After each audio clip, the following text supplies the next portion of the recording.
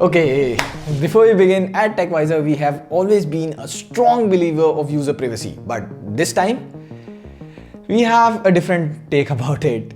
Hear me out. So, as you all know, WhatsApp is now being criticized for its new privacy policy updates, and people all over the internet are looking for WhatsApp alternatives. Now, keeping the entire controversial privacy policy aside, I believe this uninstall WhatsApp campaign have their fair share of problems.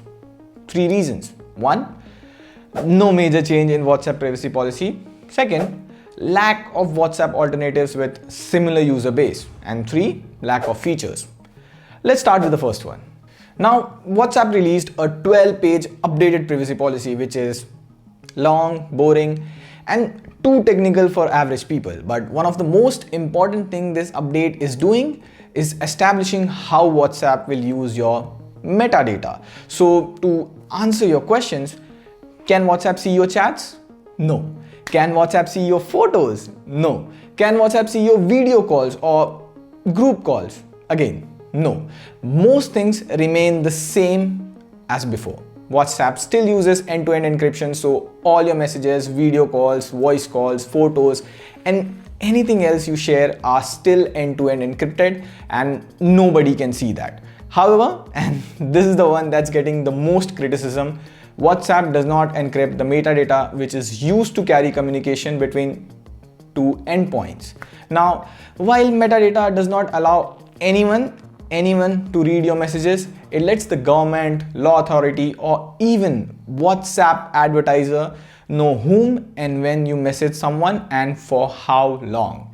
And I can see where Facebook is coming from here. Facebook is essentially an advertising company which makes money by showing user-targeted ads. So from their perspective, it makes sense to give a free messaging service and collect metadata in return. While I'm not saying it's right to collect user data for targeting ads, but if you are using Instagram or Gmail or even Chrome, it's kind of already happening.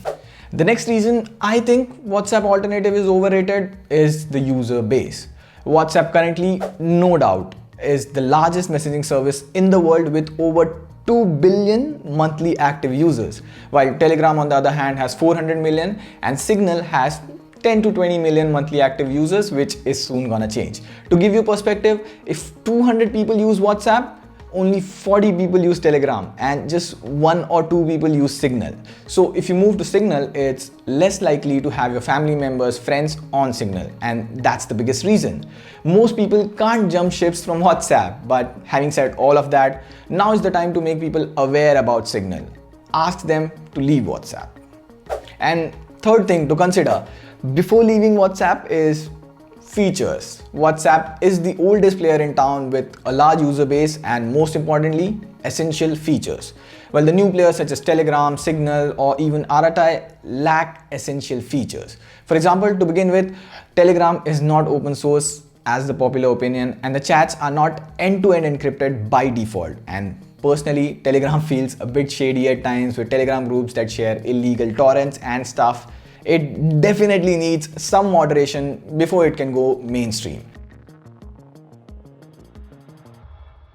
Signal, on the other hand, is really good. Everything is end-to-end encrypted, but it also lacks WhatsApp stories, broadcast list, no GIF, no real-time location sharing, cloud backup, and WhatsApp payment, etc, etc. Now, I know there are features that are exclusive to Signal and Telegram, like note to self, secret chats, and much more. But nonetheless, you will lose out on WhatsApp features that you have gone used to over a long period of time. So after all of this, what should you do now?